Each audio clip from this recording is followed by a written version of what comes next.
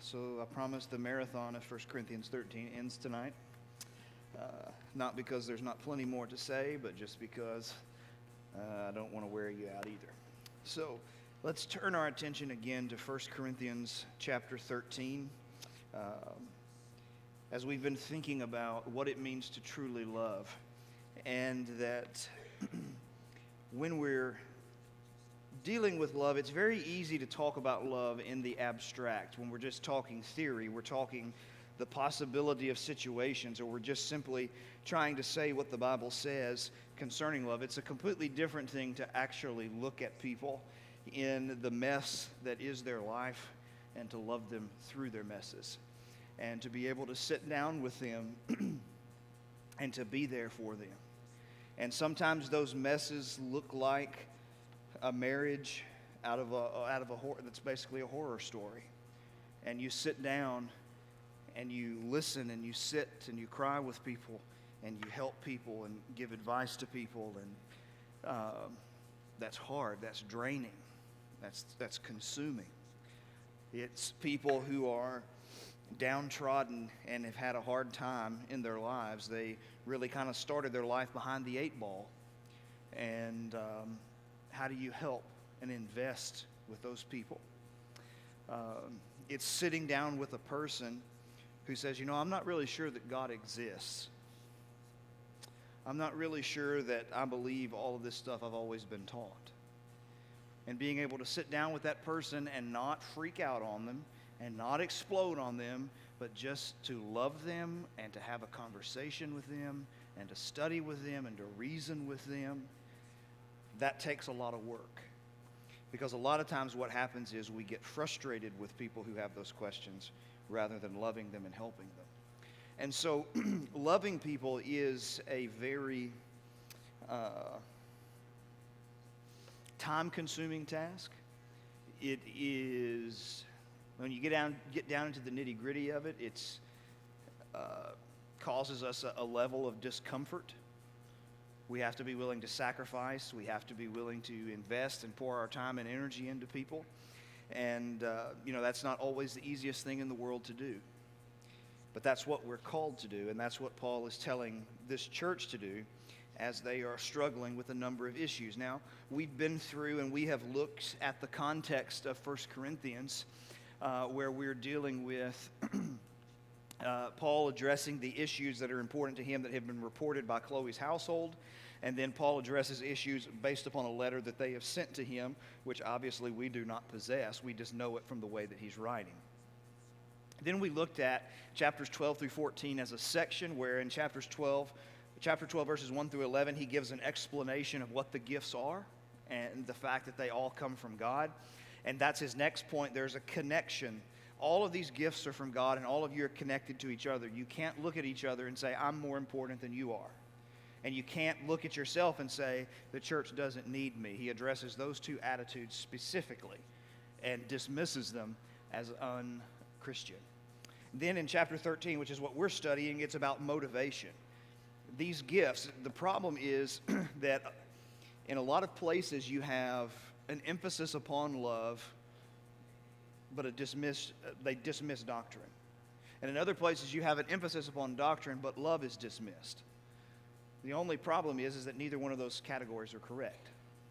And that's what he's going to say in chapter 14. When you bring together these spiritual gifts and you let love motivate them and govern them, you get chapter 14 and the phrase that's constantly used over and over again, the church is built up. When you bring together gifts and love, and those gifts are executed through the lens of love or through the motivation of love, that's when real change really starts to happen. So, then as we looked at this chapter, you remember this is a specific type of Greek writing that Paul would have been familiar with, where you write in praise of a person or a virtue, and he follows the exact model that they would have used.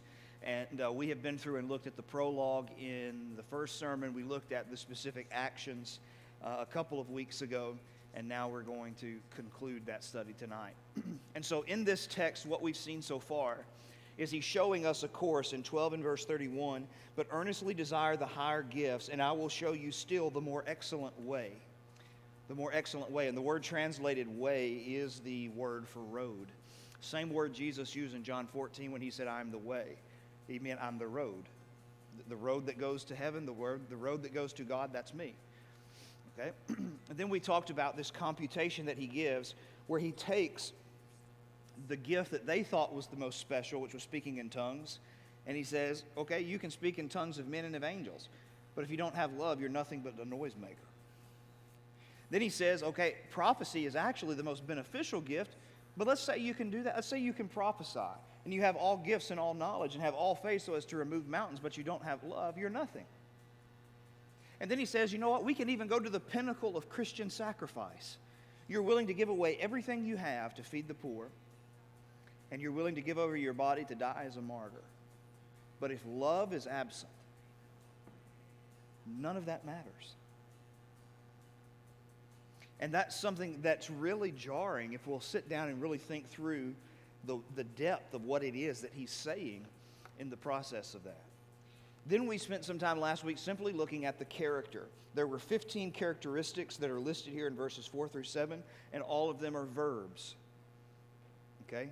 That means they're things that are done or not done, depending upon the context where you have love is not or love is. And so we spent a good deal of time there looking at what love does and what it does not do, and that love is the great danger that James talks about a lot is self-deception.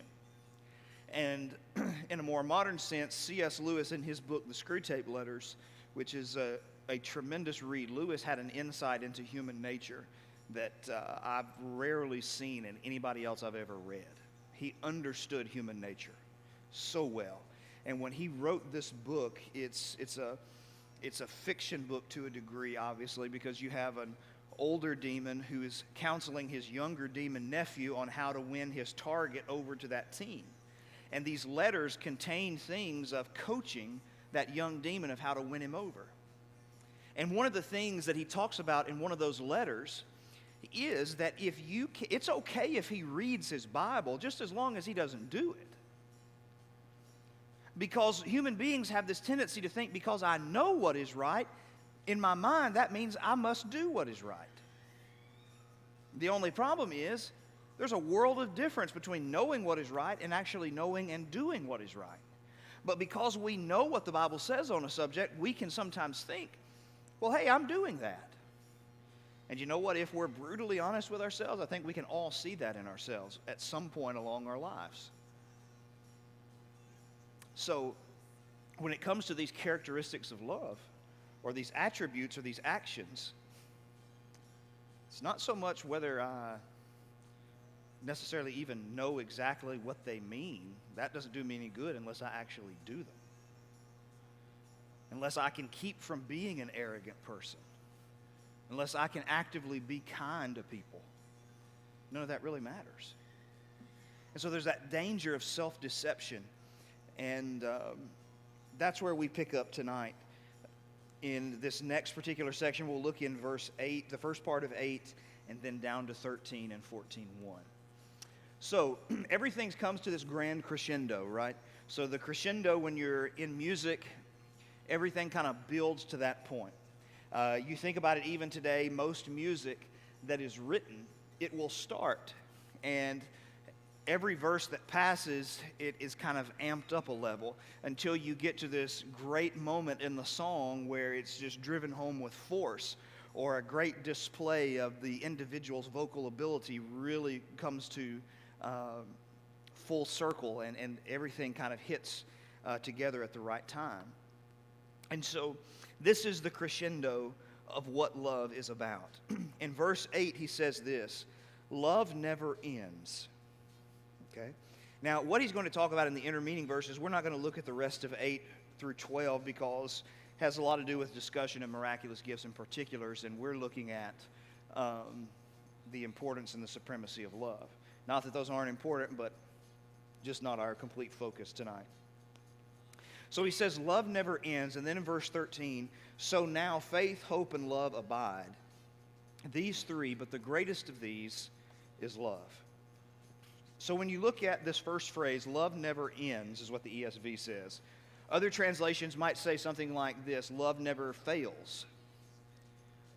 There may be another translation, I'm certain there are plenty of other translations that put it differently, of which I'm not aware. But primarily, it's usually translated, from what I've seen, as ends or fails. So when I sat down to study this, and I'm a very amateur Greek student, okay? I'm not an expert in the language by any stretch of the imagination, but I try and work with it a little bit every day to try and learn and get better. That's really the only way you can learn it, is to spend time with it every day. And so when you're reading along sometimes, I say this, when you're reading along sometimes, you're kind of expecting, because you're familiar with the translation that you've used your whole life. And so you're kind of familiar, even as you're reading it in the original language, what he's saying, how he's going along. And you know what it says in your head in English, and then sometimes you're kind of jolted and you go, am I reading in the right spot? Because that's not the word I would expect him to use. You see, I used the King James for the first 25 years of my life, then I used the New King James for about 5 more, and then the ESV became my primary translation. And I was used to reading in 1 Corinthians 13 and verse 8 in English, love never fails, love never ends. So when I got to reading it in the original, and I get to this word, I go, what in the world is that? And I checked it. I was like, did I turn to the wrong book? And believe me, that happens plenty of times. The word here is a word, the original term pipto. And that means to trip. It means to fall. You see, translations go through something called glossing, where you have the literal idea and then you try to communicate what the idea is. And there's always this tension of how literal should you be. And so when I got to this particular text, it just kind of threw me for a loop, because it's love never falls. But it's usually translated fail or end. And when you dig a little bit deeper into the word, it was the word originally, when you see how words are used in language, that's how you understand their meanings. I mean, anybody can develop a dictionary, but you have to actually see how the word is used to understand how it should be translated. And this word was used to describe an actor whose performance was so poor that he was basically hissed off the stage. So love never falls, or the idea of falling flat. Like an actor that would go out and give a performance and it just fell flat. Everybody was just disgusted by it. So what is he saying here when he says love never falls? It doesn't fall flat. Nobody is ever going to look at love, even people in their most sinful states are not going to look at love and say, you know what, that's disgusting. Love has this universal appeal that even when people don't honor God, and when they may not even respect God, they at least respect a beautiful display of love. And so what he's telling them is that this love, if we will practice it, it will never fall flat.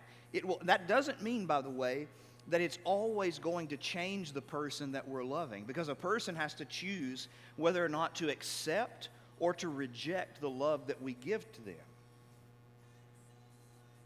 But love will never fall flat on our end if we do it. Whether they choose to accept it or reject it, that's their choice. We can't do anything about that. It's very much like the command to preach the gospel or to evangelize the world. God does not hold us responsible for what people do with the message that they hear. He holds us responsible about whether or not we send the message forth and the disposition with which we put it forth.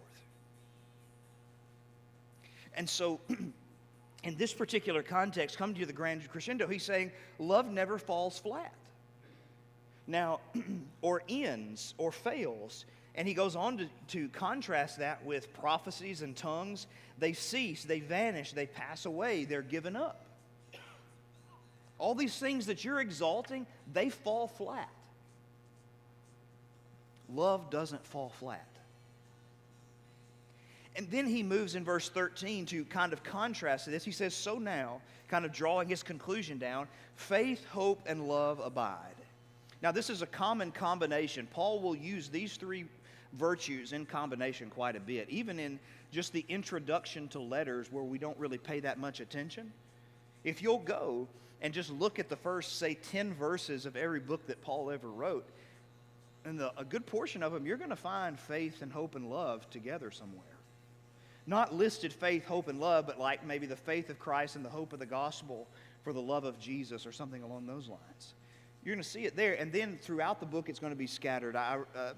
One that comes to mind is in kind of like Hebrews 6, I think, where he talks about these three virtues together. And so it's a common combination to put faith and hope and love. And so when you think about Christian virtues, really those three are kind of the ones you would think of as encompassing everything that Christianity is, the virtues that God wants us to be. He wants us to be people of faith. He wants us to be a people who are characterized by a living hope. And he wants us to be characterized as love. So he says, these three abide or remain, as opposed to spiritual gifts, which are transitory. They're passing away. They're not permanent. They were never intended to be permanent. These three things abide. And then he says what? But the biggest one, the greatest one, is love.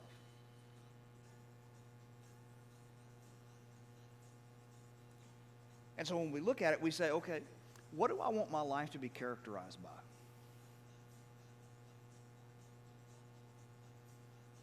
To me, one of the greatest tragedies of human life is that a lot of people,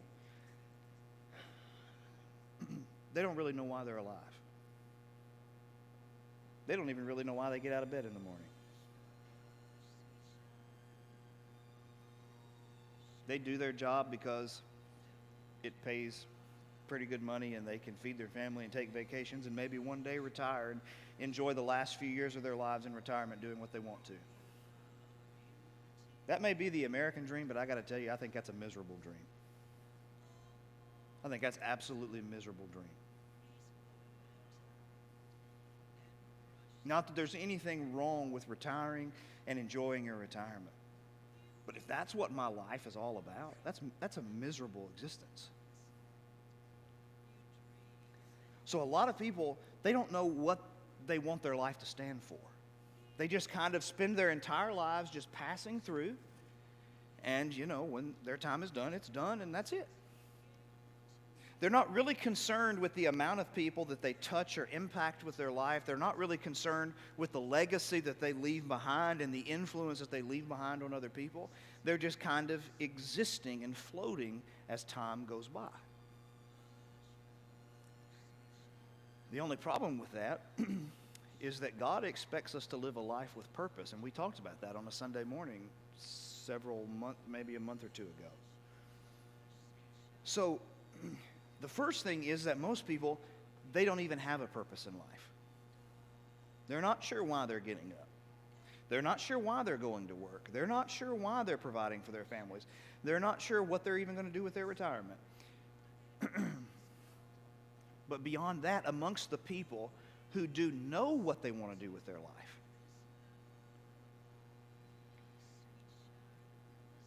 they usually, many times, will choose to direct it in the wrong direction. This is what I want to be known for. For some people, they just want to be known for being someone who is prestigious.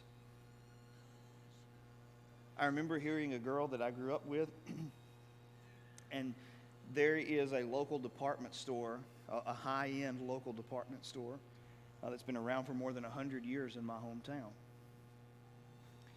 And it's where the who's who of town shops their clothes.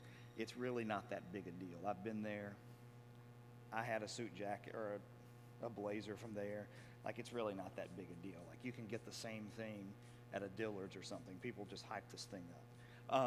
I mean, Hart, Shafter, and Marks doesn't only sell at Reed's. It also sells at Dillard's. It also sells at a lot of other places. So they amp this thing up. And I remember her saying this. She said, when I walk into a place like that, I want people to know who I am. That's it.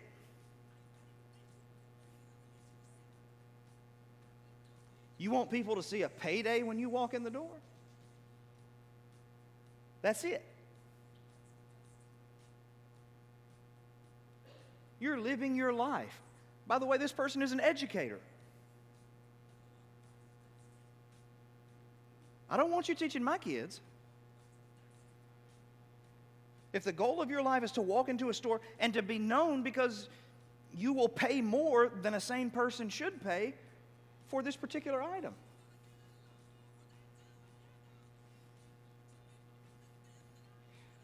So now let's come back around to this. What do you want to be known for? Nobody can answer that question but you. You see, the problem is a lot of people wait until their life is over and then they let other people decide what their legacy is. They let other people interpret the events of their lives and tell the story the way they want to tell it. Instead of living their life every day knowing why they're doing what they're doing and knowing that when their life is done, nobody else can tell their story better than the actions that they lived every single day of their life. No one writes that story but me and God. So, what do you want to be remembered for? So let's put it this way. Do you want to be remembered as a person of faith? I mean, that's certainly admirable. I couldn't knock that at all. Do you want to be known as a person who lived in hope? No matter what happened, you just kind of always kept that joyful disposition. Or any other thing you could imagine or put in that particular category.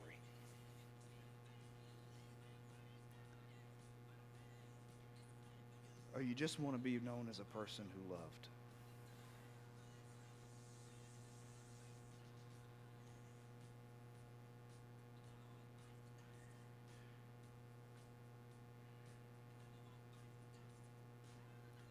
Because it doesn't really matter what you know.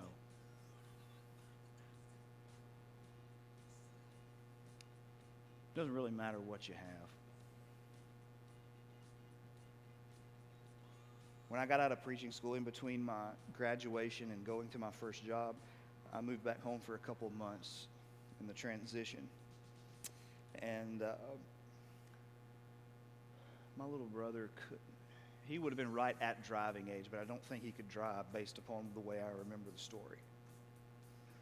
So I was sitting down with my Bible at my desk in my room, and Luke comes in and says, hey, I've got some medicine I need to take to our uncle who lived across town.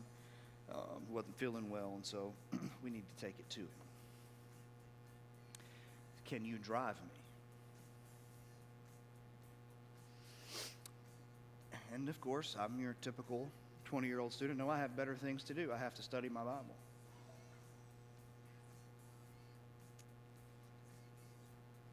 And so he left the room, and where I was reading,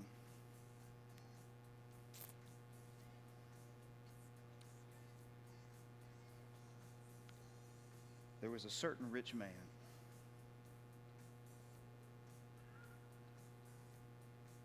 who was clothed in purple and fine linen and fared sumptuously every day.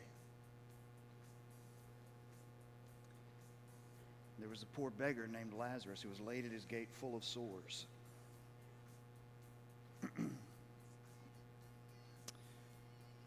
He set his heart upon the food, the crumbs which fell from the rich man's table, but no one gave to him. And moreover, the dogs, the scavengers, American version would be like a raccoon, came and licked his sores.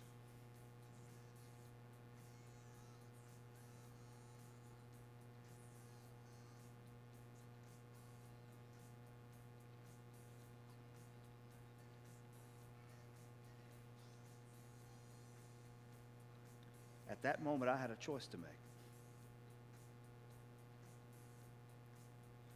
Did I want to be known as the guy who could tell you everything that passage meant?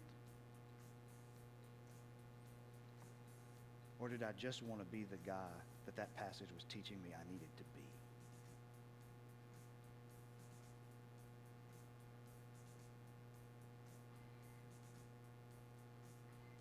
Which was, it didn't matter how well you knew the law if you couldn't do it. If you couldn't love people.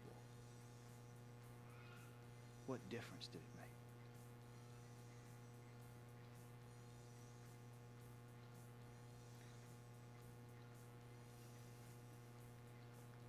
So I think what he's showing us is, you want to be known for something? Let it be that you legitimately loved and cared for every person with whom you came in contact. And you treated them with the dignity and the respect that they deserved. I love the way one writer put these three virtues, and I don't remember which one it was who said it, but he put it like this. He says, faith is the ground upon which we stand, and hope is that when we reach for something to come, but love is simply being there and acting. It's simply being there and acting. And I got to tell you, when I think about that, one of the scariest passages for me is Matthew 25, when Jesus tells the parable of the judgment scene. When the Son of Man comes in all of his glory and all the holy angels with him, he'll be seated on his throne, and he will separate the sheep from the goats, and the sheep on the right hand and the goats on the left. Then shall the king say to those on the right, come, you blessed of my Father, inherit the kingdom prepared for you from the foundation of the world, because I was hungry and you gave me food, and I was thirsty and you gave me drink, and I was a stranger and you took me in. I was naked and you clothed me. I was sick and in prison and you visited. And the idea behind visited means to render assistance to serve them. And then what do the righteous say? When did we ever see you like this? Do you see who they are? Helping and loving people was so normal to them that to point it out to them was nothing extraordinary. It is who they had become. On the flip side, to those on the left, he says, depart from me, you cursed, into everlasting fire, because I was hungry, and you didn't give me anything to eat. And I was thirsty, and you gave me nothing to drink. And I was a stranger, and you wouldn't take me in. I was naked, and you refused to clothe me. I was sick and in prison, and you didn't come to me.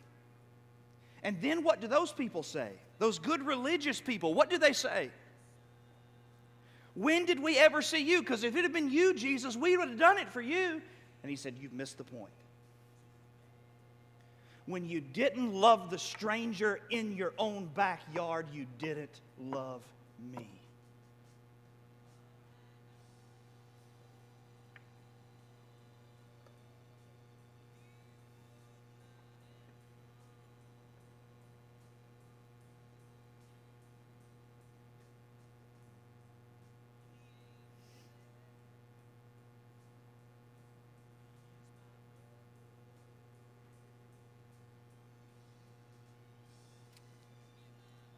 Now think about the homeless person on the side of the road.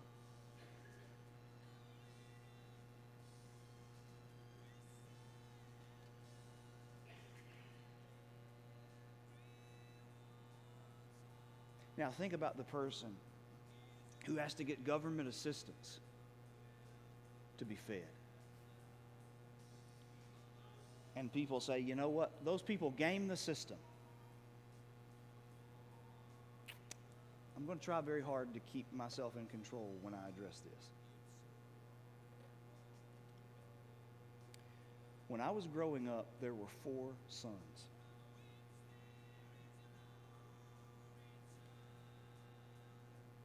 For the majority of my life, until just the last 5 or 10 years, my dad has always had 3 jobs.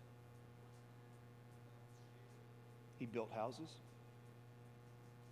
He preached full time. and he took side jobs building.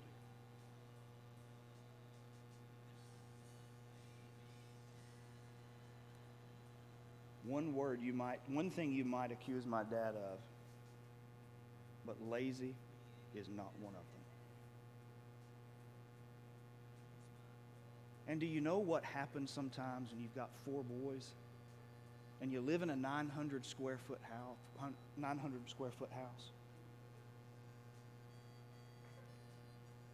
Do you know how much money it takes?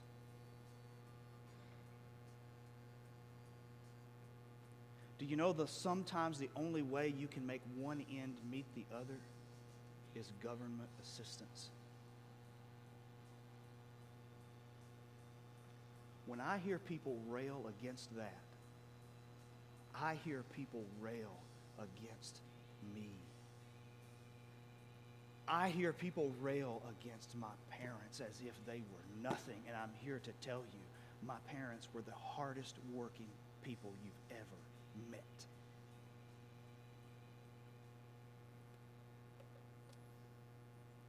But it's so much easier to look at them and say, they take a handout.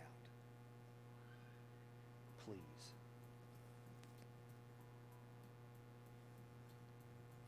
When you don't love people and you treat people like situations, you can say that. But when you know them, you would never say it. Do people abuse systems? Certainly they do. But I think for those of us who make quick assessments, we need to go sit down and live with people and find reality.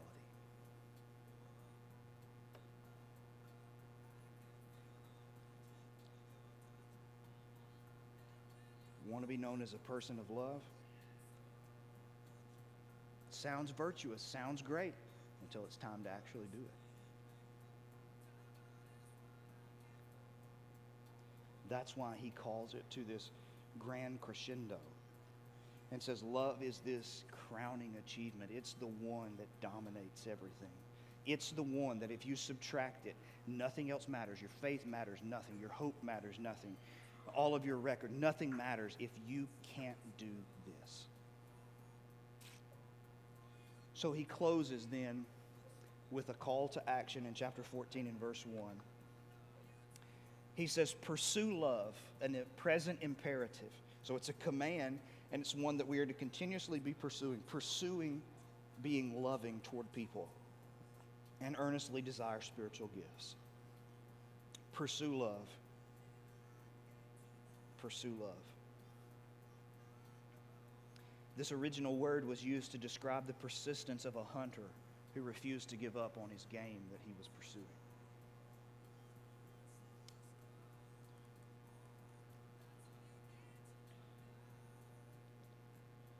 How does your love need to grow? Mine does.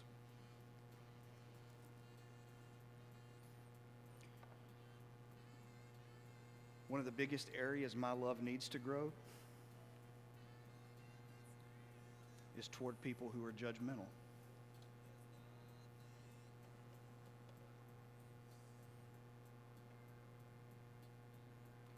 But, you know, if I look down upon a person who is judgmental and I become judgmental of them, what does that make me?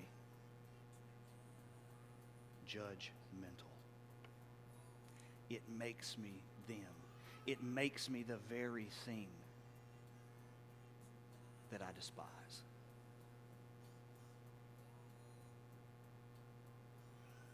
Because if we're going to love the way God loves, you don't get to pick and choose who you love. You have to love every single one of them. And that's the point that John made in 1 John 4. That we will never look into the eyes of a person that God does not love. And because God viewed them as valuable enough to die for, I should view them as valuable enough to love them with the love of God.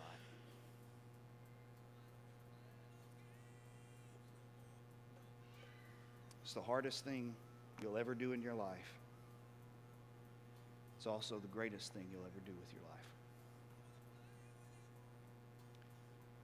So we need to make sure that when we love people, we love them the way that God does, so that when they interact with us,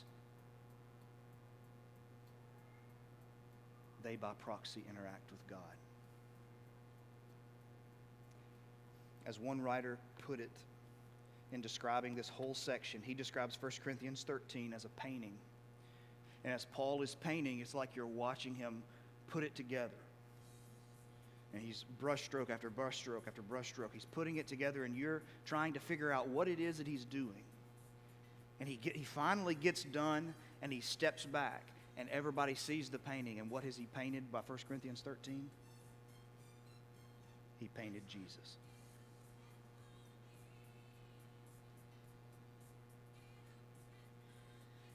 And when we become what 1 Corinthians 13 says, when we walk around and we interact with people, they can see Jesus. Maybe tonight we're outside of Jesus. We need to come to him. His love for us is unshaken. A penitent faith, confessing him to be immersed in water for the forgiveness of sins. Or maybe as a New Testament Christian, we have not been who we need to be. Maybe that's a public thing. Maybe that's a private thing. Maybe it's just something we want to pray about together, whatever it is. We want to do that. Maybe we're struggling with other things in life and we just need to pray together, whether that's, again, public or private. We just want to make sure we get the help that we need. If we can help one another at this time, let us know as we stand and sing this song.